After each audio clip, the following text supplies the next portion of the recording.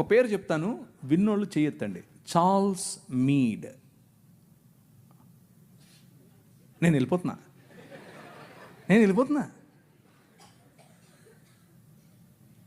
మీరందరూ జాకెట్లు వేసుకోవడానికి కారణం ఆయనే. నేను అబద్ధం చెప్పట్లేదు, నిజం చెప్తున్నాను. చట్టం చేశాడు. అక్కడ లండన్ హౌస్ ఆఫ్ కామన్స్లోకి వెళ్ళి కొట్లాడాడు. నా భారతీయ స్త్రీలకు గౌరవం కావాలి. తెల్లడే బయట నుంచి వచ్చాడు, అందుకనే వాళ్ళను గర్వంగా మా తల్లిదండ్రులు అనేది. నేను ఊరికి అన్ను గర్వంగా అనేది ఎందుకు తెలుసా?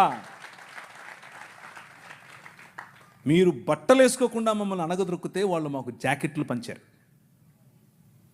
మీరు అన్నం పెట్టండి అయ్యా అని అంటే ప్యాడ్ ఇచ్చారు, చచ్చిపోయిన గొడ్డిచ్చారు. వాళ్ళు పనికి భృతి ఇచ్చారు భారతదేశాన్ని నిర్మించటానికి.